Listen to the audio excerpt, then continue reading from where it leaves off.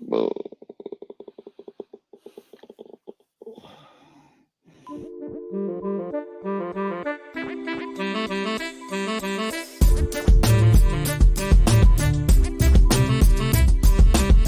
Hey everyone, Scott Hansen here from NFL Red Zone. I hope you're checking out 1 hour of 5-Yard Rush, one of the best podcasts on NFL football in the UK.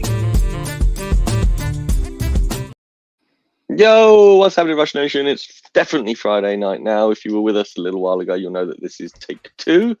If you are an audio subscriber, that's why you should come watch the video, because random things happen and we have to jump on and off air because life in the world of sales is never easy. Big man, how are you? I'm good. Yes. Apologies. I don't think that's ever happened in the 7 years that we've done this show. The day job has interrupted in the way that it had. So I'm sure you probably explained. I was waiting on a phone call. I even said to you, I don't get, like, if someone's 30 minutes late, they're probably not going to ring. We just start spinning. I get a text. Hey, I'm free now. Can you call me? I'm like, yeah, okay. And I kind of have to do it. Unfortunately, it's the kind of thing that pays the mortgage. So, yes. It was 100% Murphy's Law that was going to happen. it was the fact that you said it was like, no, this is it. Just wait. Oh, at least it was a minute in and not like 27 minutes and all something stupid like that. That definitely would have been far more annoying. So yeah, apologies to everyone, but we'll do it right this time. It's all good. It's Friday. I'm now done with work for the weekend. Thank goodness. There won't be any more phone calls. The phone is on silent. So yes, I'm done. I phoned my boss. Everything is good. The world is right again, and we can carry on and we can celebrate the London games that dropped this week. And I guess what I'm keen to hear your thoughts on the lineup this year, and then I'll share a few thoughts of my own once you're done. So I'm a Wembley season ticket holder. You and I have tickets to Spurs next to each other, and then I have my I say old, they're still current, Wembley tickets, which I tend to go to over the Spurs tickets because they are still considerably cheaper, especially this year as they put the price freeze on the Wembley ones. My Wembley tickets are £56 each, which is significantly cheaper than what Spurs was the last year. I don't know what I think it was about 70 something last year, right? And then my boss is a season ticket holder at Spurs football, and he thinks that they're going to put them up. I don't know whether they've announced a price freeze for Tottenham. They haven't. I'd expect it to go up, yeah. Yeah, he seems to think that Tottenham need the money, so they're going to put the tickets up. They've missed out on Champions League football by throwing a game of football on Tuesday night. So yeah, they are in need of money. And I don't think they've got Beyonce or Taylor Swift this summer. I could be wrong. Who knows what they've got? But they've opened like a go-kart thing now that they've got there. So yeah, I've got no doubt. But then I also think the NFL take a certain steer of what that pricing is. So I think that's also played into the mix. Whereas the Jags, because it's their home game, have far more autonomy in terms of setting the price. Right. So that's why they can feel more confident on that. But in terms of the lineups, what are your thoughts on the actual 3 games? And if you've been living under a rock and you haven't heard this, it's Jets at Vikings in week 5. It's Jags at Bears in week 6, and then it's Patriots at Jags at Wembley in week 7. Jags go back to back for second year in a row, which I think is smart on their part, going back to back, not having to deal with the travel in the middle of it, and then coming here and there at different parts of the season. But the Wembley game is the Patriots game. Normally, I'd be pretty. Sometimes the Jags aren't great when they come, and the Patriots we've seen of recent years haven't been brilliant. But it's going to be a whole new Patriots thing, and potentially the Jags could be slightly better. So I think that could be an exciting matchup if the Patriots can be a little less Belichick and a little bit new. And then the other games, on paper, they could be. You've got the whole new Bears outlook with Caleb Williams. You've got the Jags that I just mentioned playing Bears. And then the other one, you've got the potentially at that point JJ McCarthy led Vikings playing against, who was it, Murph? The Jets. Jets, Aaron who have Rodgers got and the 6. Jets. Aaron Rodgers, who have got 6 primetime games, one of the highest primetime games teams of the year, and yeah, that could. I mean, they could potentially be a good team as well. I mean, the Jets suck, right? This is the meme and trope that we're seeing everywhere, but it's. I don't hate them, and the thing is, every year they're going to try and get other people across, and Aaron Rodgers never came for ages, and then Green Bay finally came, and now he's coming again. So I know that's more of a Green Bay thing than an Aaron Rodgers thing, but I just every year there's going to be different teams, and I just think we should appreciate teams coming over regardless. And yes, there are bad matchups and stuff, but I'm far more of an positive mindset this year of the games hopefully going to be really good as opposed to, oh man, these matchups suck. Yeah, so I agree with you 100% on the sentiments. I think each game you could make a case for. I think the Patriots, you've got a very young offensive in terms of Drake May. You've got 2 rookie wide receivers there. You've got a new head coach who's the youngest in the NFL. There's a lot of interesting, there's a lot of interesting storylines. In truth, we don't actually know what the Patriots are going to look like. We can assume and probably safely assume they're going to be the worst team in their division. And that's more because their division is loaded with the Bills, the Jets, and the Dolphins. Yep. More on the fact that the Patriots are bad. So I think there's an interesting undercurrent there. The Jags, slightly new offense as well. You know, Calvin Ridley's gone. We've got Brian Thomas who's been drafted in there. So we've got it's definitely an interesting lineup that you've got in there. You've got Trevor. What's going to happen this year? I feel like the Jags are under a little bit of pressure this year. They're starting to get to the point now where they should be contending more, and they fell away at the tail end of last year. So that will make it interesting. As you say, the Bears probably one of the most exciting teams because it's a complete refresh. Mm-hmm. They've got a new running back. They've got they've got a new running back. They've got new quarterback. They've got new wide receivers. They've got Keenan Allen. DJ Moore and Cole Kmet are really the only holdovers of the skill position players. So that's interesting. Is it all going to knit together? Is it all going to work by week 6? I don't know. Guess we'll know when it comes. And then, of course, you've got the Jags who are very familiar playing here. We just talked about them. And then you got the Jets. And listen, I think Aaron Rodgers comes in with a bit of a point to prove. He was beyond poor when he came over here with the Green Bay Packers. They lost to the Giants. Really, really poor performance from Aaron Rodgers. I looked at him in that game and I thought, I don't see where he's got much left. And ultimately, we've not seen him much since. He finished out that season. It was pretty mediocre. And then he got injured. He played 4 snaps last year. So he's 40. And look, I know Brady played till he was 45. I think we can all agree that Brady is the exception that proves most rules. I don't know how good Aaron Rodgers is now. I think people are still hanging on to that limelight of what he was. Mm. I'm not so sure that's there, but they're a good defensive unit. We're going to see Sauce Gardner. We're going to see some good players. Regardless, I think we'll see what happens. And you say with the Vikings, you've got JJ McCarthy potentially starting with Addison and Justin Jefferson. I think that's an exciting lineup. There are some interesting nuggets. So these lineups, now I don't know this for sure, but I don't think these lineups were confirmed until maybe 48 hours, 72 hours before.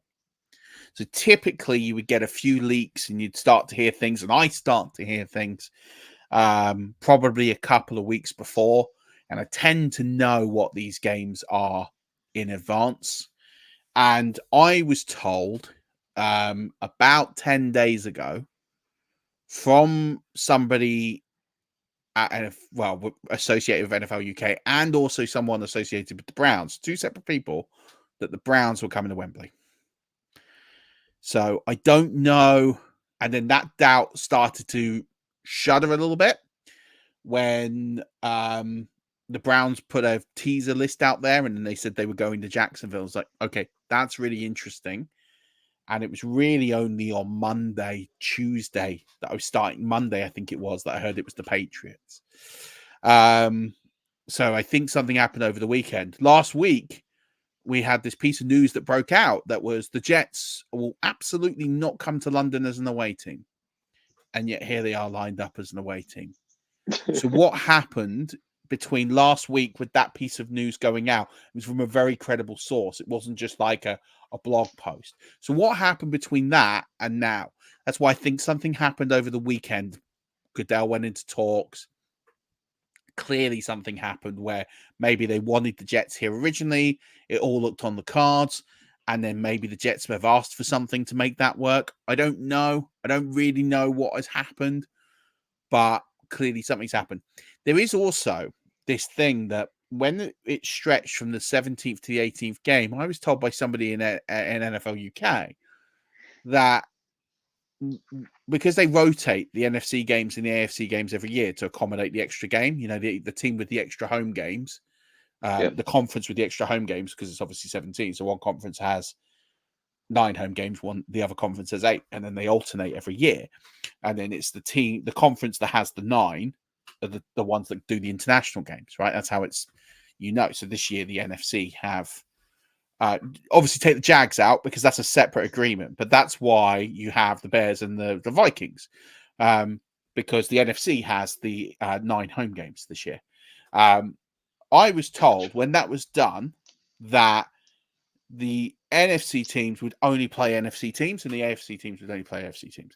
So last year or 2 years ago, we had NFC, and then last year we had AFC. So I don't know why that's changed. Imagine it's probably a lot to do with the Jags playing 2 games at home, and they probably have decided that to accommodate that, it would be unfair to hold the other team to that. But I think it's interesting that there was a lot of, I don't want to say dud information and leaks, but I definitely think things changed last minute from the inside. I don't know why. Maybe they realized that this stuff gets leaked far too early and they want to keep everyone on their toes. Who really knows? But I did find that interesting that, the news I had, the only one that felt kind of nailed on was Bears Jags. That seemed pretty nailed on early. But those other 2 games, I heard the Browns. I can't remember who I heard for the Vikings. I heard a couple of names. Arizona was one. And there was another AFC team I heard. It might even be the Patriots. I can't remember, but it was another AFC team I heard. So there we are. And then we're here with that lineup. I think it's an interesting lineup. I don't think it's a blockbuster lineup, but I don't think it's a bad one either. I think it's, as you say, we should be pretty thrilled and lucky that we get games. Looking forward to going. I, like you, have Wembley season tickets, but unlike you, I actually don't go. I have a friend of mine who has those. I just find it very hard to commit to every weekend, as well as I go to Premier League football, and it's a lot. Family responsibilities, and I travel a lot for work. It's just pretty hard to not be at home every weekend, as it is. So to do those 3 games, it's just a bit too much for the family and for them and for me. It's not just them; it's for me. I just feel like that's a lot. So yeah, it's going to be a good season. I'm really looking forward to it. The schedule releases. I also just want to shout out. I know we're going to get onto wide receivers, and we're a bit tight for time tonight. The Chargers schedule release video is absolutely top drawer. It is always, though. Their schedule release video. This is next level elite. Like, I've watched it 10, 11 times now, and every time I see something new. Like, the level of detail that it goes into, like, it's absolutely bonkers. Like, it's got Easter eggs upon Easter eggs upon Easter eggs. There's so many layers to it. Like with the Titans, and they got the shout outs to like the people who were calling out the silly team names last year in their schedule release video. You've got the Buccaneers with Baker setting their kitchen on fire, and you've got a picture of AB going, when he walks off and retires mid-game, you've got Lewis Hamilton in the Broncos because he's a part owner. Like, it's just those like little snippets. Harrison Butker in the kitchen after his comments this week. It just is absolutely exceptional. I've got about 50 Easter eggs that I found, and I'm going to keep watching because I reckon there's more in there. It's absolutely brilliant. Like, it's just top drawer. So hats off to the Chargers. If you haven't seen it, go on Twitter, go on the Chargers Twitter and go watch that video. It's about 3 minutes long and it's absolutely brilliant. What got me was just how originally brilliant the replication of the Sims graphics was. It wasn't even as if they tuned it up to modern day graphic standards. It is your Windows 95 Sims trash graphics. So good. But with levels of detail built in, you probably can get on there just to make some things really stand out. Yeah. The Step Brothers scene with John and Jim, it's top drawer. It's just great. Like, hats off to the Chargers every year they now. The QR code with the Raiders, and you actually open the QR code and it takes the Raiders fans, click here if you're a Raiders fan, and it's like the World Clown Association, and they've done a whole like joining the World Clown Association. Wow. It must have taken months. Like, it must have done. The level of details you say is nuts. Brilliant. Yeah, you say that, but some of the stuff they've done is really recent. Recent. But that's what I mean. The Harrison Butker thing. But then I think that's why they put it at the end. I guess it's kind of like in the credits at the end. Like, I think they put some things in. So I think some of that was pre-planned, and then I think things like that where it's like, right, we're going to get some extra clicks here. We're gonna go for it. So yeah. Absolutely. Top draw. We are talking wide receivers today, Murph, because last week quarterbacks, running backs, tight ends, they took over the show, and this year's wide receiver class is quite deep compared to some other years for talent-wise, at least. So we thought, well, we'll give them their own show. Where do you want to start with this list of players we've got? Do you want to start at the top with the obvious number one? Yeah, I think we go top to bottom, and I think these top two are definitely the most interesting from a 2024 perspective, right? So Marvin Harrison Jr. is no doubt the star name of this class. I actually think he's the best player in the draft. I actually think he's better than the quarterbacks. I actually think he's the best player in this draft. His dad was a pretty good player. I have a thing for I have a thing for lineage players that come from NFL players. As a family lineage, they always tend to do quite well. You think about, the news this week, Anton Winfield Jr. is the highest defensive back ever in football.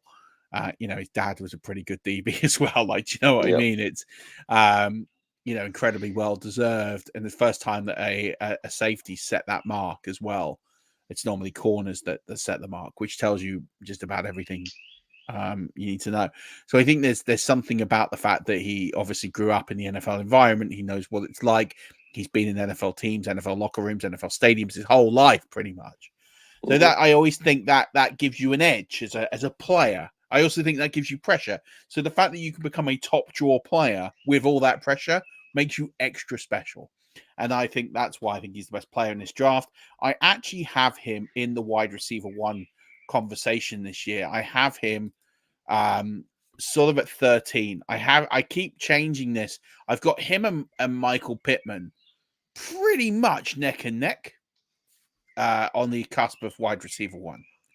So I think I have Pittman in PPR leagues, full PPR, probably slightly edging him just on the number of catches and the number of targets he's going to get over Harrison. But I think Marvin Harrison Jr. is going to get more TDs. I think he's going to get more yards than Pittman. So, I think Marvin Harrison Jr. walks away straight into the Cardinals, becomes an immediate threat, an immediate weapon. He's got naffle competition in Arizona. He's got Michael Wilson on the other side. There's naffle competition. Trey McBride is the other one. So I think you've got a lot of targets there. You've got naffle competition. I think he walks in and he has a phenomenal year one. And I think he's in the wide receiver one, the very low end wide receiver one conversation right off the bat. And I've got very little doubt in that. And I feel pretty good that you can take him quite early in rookie drafts. I think you can take him very early in redraft leagues. I think you can take him very early in dynasty leagues. I think you can pretty much, wherever you feel comfortable taking Marvin Harrison Jr., I think you can consider taking him. He's, for me, the 101 in one quarterback rookie drafts. I feel good taking him there. I think he's a star in the making. So, yeah, I think that's where I've got him. Do you know how many touchdowns he had last year, off the top of your head? No, I want to say like 15. Oh, that's close. He had 14. Do you know how many touchdowns he had the year before? Similar numbers. Yeah, 14. It's like that doesn't Yeah. happen too often, where a receiver tends to put up the same high numbers of touchdowns, because college football is quite what's the word I'm looking for here? You tend to get polarizing seasons. They're very rarely consistent in numbers. Yeah, absolutely. A very high performer in a big school, in a big college, on a big stage. Yeah, ticks all the boxes for me. Yeah, absolutely. I like the way he plays like his dad, but his dad was tiny for a wide receiver. He plays exactly the same as his dad, but is ginormous. Yeah.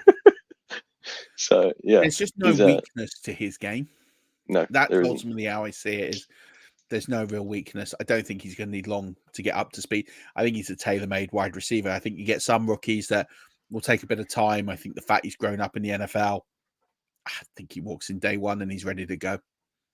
I really do. I think for me, he's probably the most impressive wide receiver to have been in the draft classes for the last however many seasons. A lot. I'm trying to think of a wide receiver I was more excited about. Mike Evans, obviously. That's a long time ago. He's better than Chase. Ooh. Yeah, well, for me, he was. I'm struggling. I'm sure there is one. There's a glaring one I've missed, but yeah, top player. Yeah, because you can't even say that JJ was, elite coming out. He was super good at LSU, but he wasn't. He's definitely blossomed in the NFL. He's one of those guys who got to the NFL and got better. He was taken after Jalen Reagor. Let's not forget that. Yeah, but that is surely an Eagles anomaly that would never happen again. I say that. No, okay. All right, Malik Neighbors, a Giants at 2. He's the other one who's definitely fantasy relevant, right? Yeah, absolutely. I've got him just outside the wide receiver 2 conversation. I've got him in the high-end wide receiver 3 conversation. I've got him circa 29, 30. I have him not quite getting I have him getting I've got him getting just about 1,000 yards, about 1,015. I have him only getting the ball, like I've only got him in the high 70s catches, 78 catches, 5 touchdowns. I mean, listen, I think he's going to be fine. I think let's talk about the different angles, right? Let's talk about Dynasty first. I think that as a rookie season is a very impressive season. I think you feel good about that as a rookie season. I think he can plug in and play right away. I think he's going to be relevant most weeks. But I think he gets better. So I think, I don't expect him to shoot the lights out year one. I see this as a baseline, and he will get better, especially as they attach more weapons. The problem that you've got there in New York is it's not a very deep talent roster, especially on offense. They've lost Saquon and they've replaced with Devin Singletary, which, no disrespect to Devin Singletary, he's a good player, but he's not Saquon Barkley, and he's not brilliant at catching the football. He's not bad. He's not Saquon. So you've lost that. You might have Darren Waller retiring. You might not. And then you got we got about Theo Johnson. We talked about this last week. And you got the previous seasons with their wide receivers. They signed Kenny Golladay, and that was going to be a thing, and they never used him. And then exactly that. So you've got in there Jalen Hyatt, who was a bit meh, hasn't quite worked. Still time, he's still young, but didn't really hit the ground running. And yes, okay, injuries to Daniel Jones last year. Giants fans, I get it. wasn't brilliant. And then you got Wan'Dale Robinson in the slot, who I really like, but cannot stay fit. He is made of glass. Every time he treads on a blade of grass, he gets hurt. And that's frustrating because I really like Wan'Dale Robinson, but he just seems to go down like every 4 games, and it's quite frustrating. So you have this situation where I think he's going to need, in order for him to hit his potential, you're going to need a good veteran on the other side, and that's what they don't have. And I really think they need to have a think about who they bring in next year. The quarterback question is going to be there on Daniel Jones. They've paid him, so they clearly believe in him. We're going to see what happens this year as to what happens. It's a bit of a referendum year on Daniel Jones as well. I think that makes it a bit difficult for Malik Neighbors to hit the ceiling. So I think you're going to get a floor play out of him. I think he's going to be worth that. And then that poses the question in redraft of how valuable is a player like Malik Neighbors? For me, he's probably going to be overdrafted. People like drafting rookies. People like drafting young players. People like thinking they're the new hotness and they're really excited and buying into potential upside. The problem is I don't see an upside for all the reasons that I've kind of mentioned.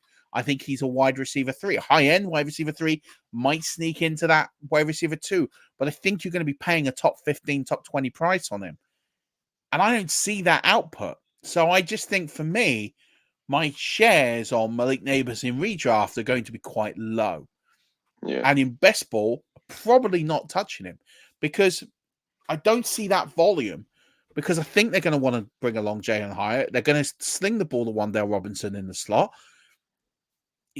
He's not a high volume player in terms of how he will be. He will catch less than 80 catches. That's kind of how I see it. So I think in redraft, he's going to be risky because I think you're going to have to pay a premium price for a floor player. And I don't like that. I like playing where I'd rather take shots on the end and look for high upside. And I think that's just a really difficult situation. But in Dynasty, you're paying a bit of a premium, but I think you've got a player there that will reach that ceiling eventually. But I think some things have to change. So I think you get a floor play out of him in 24, and I think he gets better in 25 onwards. He's got that feeling of last year's where we were talking about, players that are going up in value when perhaps they shouldn't be, and they're the hype player and stuff in redraft and best ball, like you say, because there'll be players around him that we already know are productive. We know what we're going to get from them in drafts, whereas people, like you said, want the hotness. And I don't think I'll have any of Malik Neighbors in redraft at all this year. Somebody else who I don't think I'm going to have much of, and I've passed on in several rookie drafts, is Rome Odunze at the Bears, just because of his immediateness to greatness isn't necessarily guaranteed with DJ Moore and Keenan Allen already there. Absolutely. And you hit the nail on the head. I've got him, competing around about wide receiver 45 to 50 range. It's very close in that range. Like I've got that 45 to 50 range, I have separated by less than 2 points. Wow. So I have him in the low end wide receiver 4 conversation this year. I think he's a good, I love him as a player and a prospect, but as you say, Keenan Allen is going to dominate the targets. DJ Moore is going to get the high value targets. I think you've got a rookie there who's going to need to get a bit of a feel for the league. So I have Odunze catching, I have him catching 60 passes. That's kind of where I've got him. I think he's going to have an okay season. I think he's going to get just under 800 yards, somewhere in that 4 to 5 touchdown range. It's not a bad season, but that doesn't do you much in fantasy football, unfortunately. No. He becomes a guy. He just becomes a guy who will be occasional flex play, bye-week cover, and you're going to have to pay, I don't know what his redraft value is, a 7th, 8th, 9th round pick. I think that's too high. I think you can get the guys I have him ranked with. There's a few rookies in there. There's a lot of rookies in there, but I have a guy who's going to score. I've got projected like 1.8 fantasy points. Who's going to go for free this year, and that's Adam Thielen. And that's kind of like where I have it. And I think Adam Thielen has a bigger path because of his red zone ability and the fact that Deontay Johnson doesn't get a lot of touchdowns. I think I'd rather take the spin on Adam Thielen in redraft. And I'm not excited to draft Adam Thielen, far from it. I have him outside my top 50. But my point is that I think Adam Thielen, for me, has a route to a more significant season than Roman Dunze. And that's just, as a forward example. Gabe Davis is another one. I have Gabe Davis a little bit lower, but Gabe Davis is someone who I think could have a more significant season, especially if something happens to Christian Kirk. Jameson Williams is on a much better offense. Again, I think he's playing sort of third fiddle. Raheed Shaheed and best ball would be a much more exciting. These are some of these names. Romeo Dobbs, I think, is someone that can have a better season, even though I've got him ranked slightly low in my projections. I see pathways to them being more efficient and better. And that's what I have. There's an absolute, and not based on injury or potentially not being very good, but there is an absolute world in which I can see a Dunze doing a Quentin Johnson from last year, where he got behind Big Mike and Keenan Allen at the Chargers and then wasn't very good and was injured, and he just, this first round talent that we thought we were going to get, just vaporized for fantasy football. And that moves us quite nicely onto the Chargers receiver Lad McConkey, whereas he potentially could be the wide receiver one for the Chargers this year if everything goes right. Yeah, I'm not sure I see it that way. If I'm totally honest with you, I think that there's the problem I have with the Chargers and Jim Harbaugh is I think they're going to run the ball a fair amount. I think that's going to harm the production a little bit. I think it's going to get shared around so much that I think you can say, yes, there is a world that Lad McConkey becomes the number one. I do have him getting the most catches and the most yards, but it's not appealing. So this is how I have that Chargers offense split right now.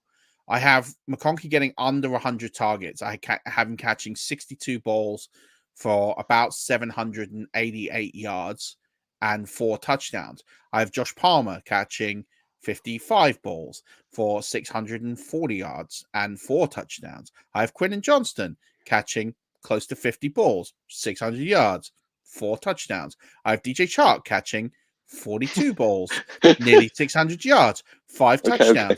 I just think it's all it's all going to be steady Eddie. Everyone's just going to kind of go. Everyone's going to kind of do okay out of it. But I don't see a great path to heavy production for any of these guys unless there's some injuries in there. By the way, for anyone that wants to ask me about Brendan Rice, I did manage to find some way to project him. I've got him catching four catches for 41 yards this season. 4 catches. Yeah, off 6 targets, 4 catches, 41 yards, no touchdowns. I will take the over. There we go. That's how I have it. I don't think the tight ends do much here, but they're going to be annoying. They're going to catch that.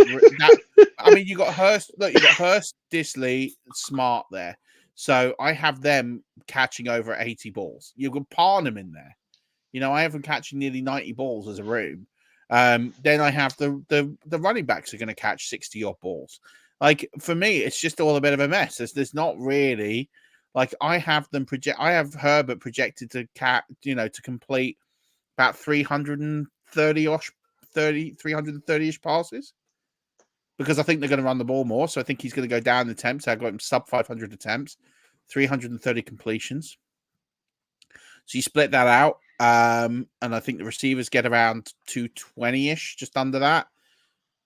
So it just becomes a bit of a mess. The tight ends get 86, and it's just not enough volume in this offense to get going. I think the only one I really want in this offense is Gus Edwards. Yeah, because he's the only one. He's the only one I think who gets any real volume. I think he's the only guy who's going to get any real, and that's on the assumption that the J.K. Dobbins does what J.K. Dobbins does and gets injured. No, stop it.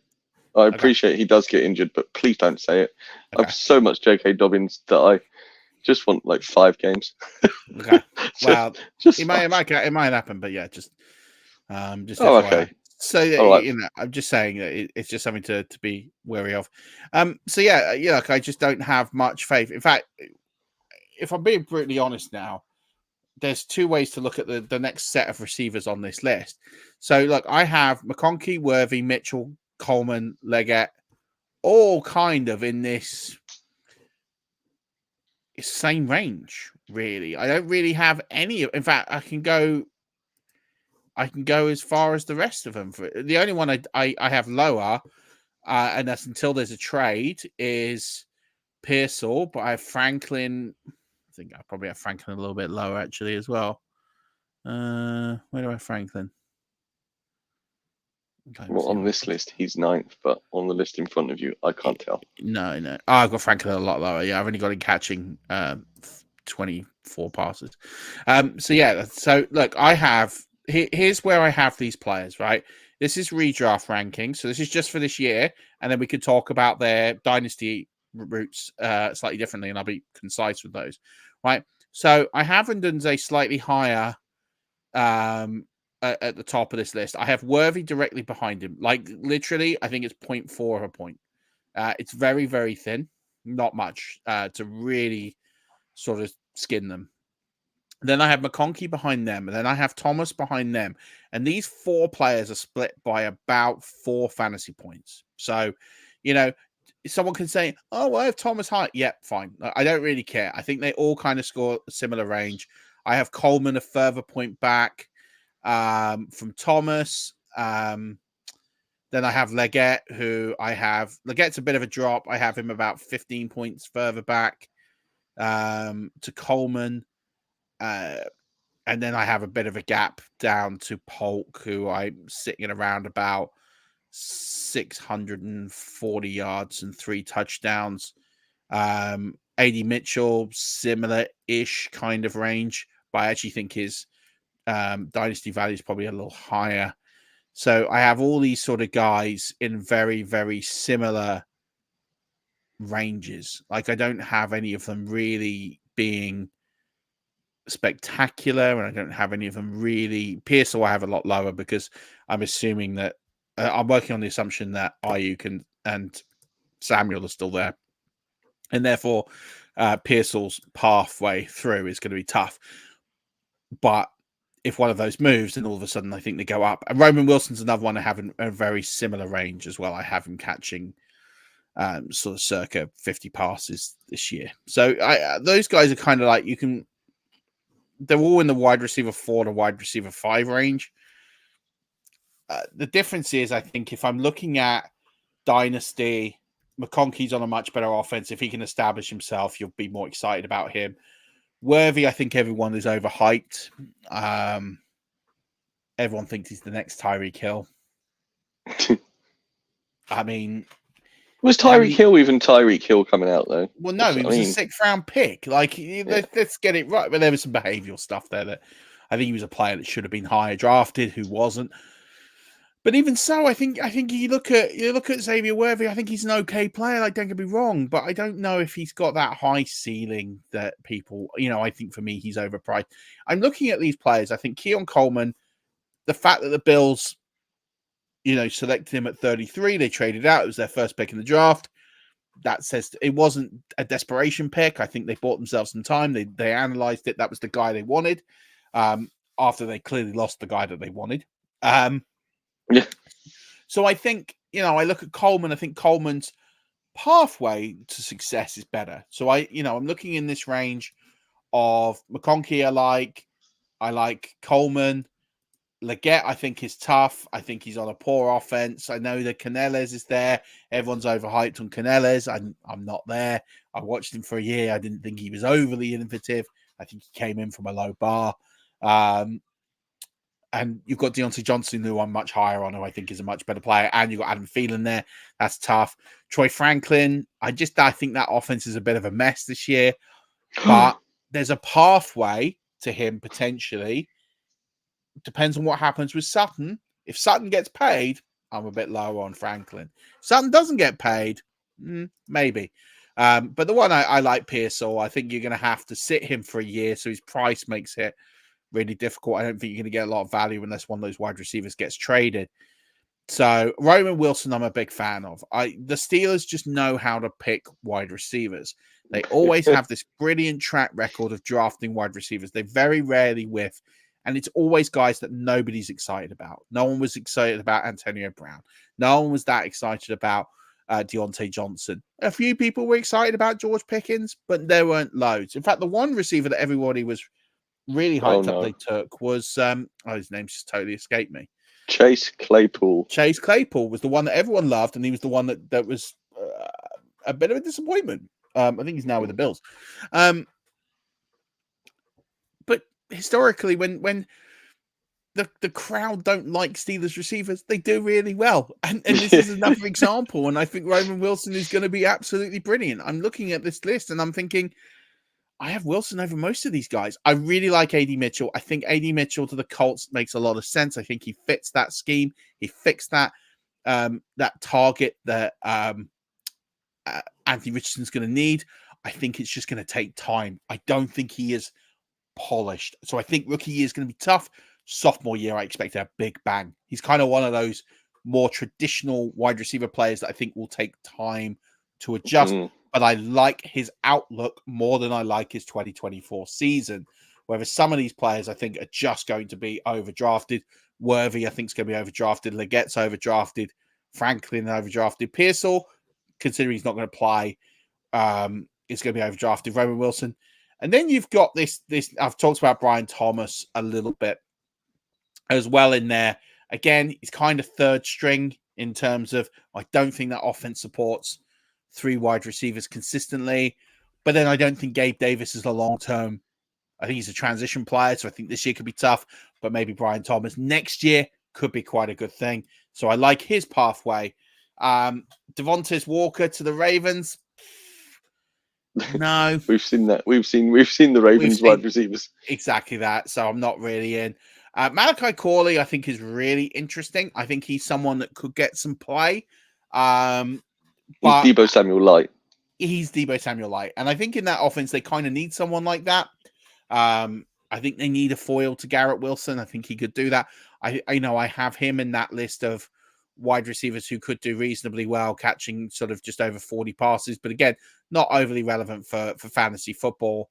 I have him round about like wide receiver 75 for the season, 80 or so. So not overly exciting. Jalen McMillan, I think, is really interesting because I think he fills an immediate need for the Buccaneers in the slot. I think they'll play Chris Godwin. I think Chris Godwin will get the higher volume of catches, but don't be shying away from Jalen McMillan. I think the way that they're going to work this offense with Liam Cohen, I think they'll rely heavily on Godwin to start. And then I think as Jalen McMillan comes along, I think you'll see him play that traditional slot role. And they spent a lot of draft capital. Third round pick doesn't sound a lot, but for a team that's got quite a lot of wide receivers, that is quite a lot. There are other holes in this roster. They clearly see a plan for him. You can see the types of players they drafted fit into a Liam Cohen offense. And so that's where I think he has a bright future. The risk you have with someone like that is that Liam Cohen is quite a good, I'm trying to think of the right way to put this. He's a good candidate to be a head coach in 2 years. So right. Does Jalen McMillan get to the point where he establishes himself before Cohen gets a job? That's the risk.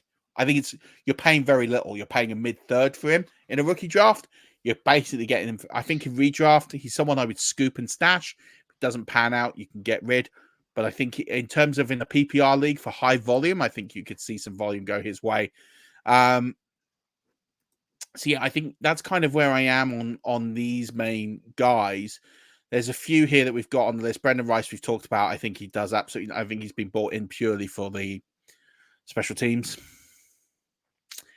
I don't think he has much. Well, I don't think he's got a big future as an NFL fantasy relevant wide receiver. Jacob Cowing, pretty similar, to be honest. I don't see much of it. You know, the one guy on this bottom end of this list, the guy I'm going to give you as the super deep sleeper is Jermaine Burton. Because I think Jermaine Burton is going into an offense where we know T. Higgins is not going to be there next year. Nope. So you've got Jamar Chase. You've got Ivonus or whatever his name is. I can't ever pronounce his name. And then Burton, I think, has been drafted in purely to be that T. Higgins replacement on the cheap. They bring him in. I don't think year one he produces loads. But then the amount of injuries that Bengals team gets every year, always they're a very highly injured team year after year, always up there on offensive injuries. Joe Burrow, Chase, Higgins, all get banged up every year. Mixon's been banged up. I know he's gone now. I look at the sleepers there, and I think Burton has a very, very good future if they get it right day one, and get it started early and get him in, getting some reps, and he gets comfortable. I think I could see a scenario that we redraft this 2 years from now, and he's a top 7, top 8 receiver in this class, and he's going wide receiver 20 on ADP. So he's the sleeper. Of the Patriots receivers, which one do you prefer, Polk or Baker? Polk. I think Polk is closer to being a finished article. I don't think he's there yet. I think he's a very polished receiver. I think he's going to do quite well. It's going to take a bit of time to get acclimatized with the offense and how Jeremy's going to go. The problem you've got is I think that offense is going to be quite poor again this year. I just think it's going to take a long time to get going.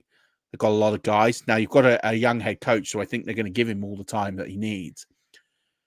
So I think it's going to be a tough watch this year, but then I think following next year, I look at that offense. I think it's going to be a lot better. I mean, you still have Juju around there. You still have some veteran wide receivers on that roster who could be good. I don't want to say mentors because I don't think Juju is, but I think you've got some guys in the room that will help out. But I think Polk is closest to being ready. I think Baker's a potential high upside player. I think he'll make some exciting plays. I think he could be a really interesting best ball play.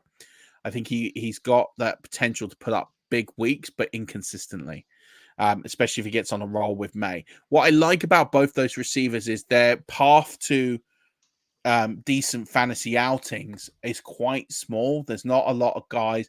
The holdovers on that roster aren't really well trusted. I think Parker's still there. There's a lot of old veteran talent that really is not doing a heck of a lot on that roster, nor has it for a while. So I think, I look at the future. If you're looking at the Patriots organization on offense, it's a load of future guys with Hunter Henry, and that's how I kind of see this offense is it's going to take a while to get going. But I think once it gets going, I think there's a good future there.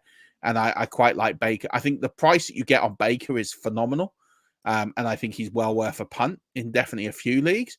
I think the price on Polk is probably a little high, but I don't mind it because I think the pathway to him is much better than, say, someone like Leggett and Franklin potentially. So for me, I've done this in the orders based on ADP on rookie drafts as of last week. But I actually look at this and I think Wilson and Polk are a little low. I would probably be moving them towards the 6-7 range. I'd be having them over. I'd have them over Worthy. I'd have them over Leggett. I'd have them over Franklin. I'd have them over Pearsall. So I'd be having him in that 6-7 range. And I think I'd have Wilson over Polk, but I quite like both. I think Walker's far too high at wide receiver 13. I think you've said it. We see what we know. We know about Ravens receivers. I'm not that interested. So I'd have him way back. I think Brian Thomas is too low. I think his pathway after this year is pretty good on a pretty high-powered offense. I want the wide receiver 2 attached to Trevor Lawrence. And also Christian Kirk is getting on a bit. He's getting to his age 30 season in a couple of years. He's getting to the end of that big contract in a couple of years. And then, Brian Thomas could be the long-term replacement there. So I think he ousts Gabe Davis at some point, and then he moves on. Yeah. And then you add in Burton, who I think is just far too low at wide receiver 20.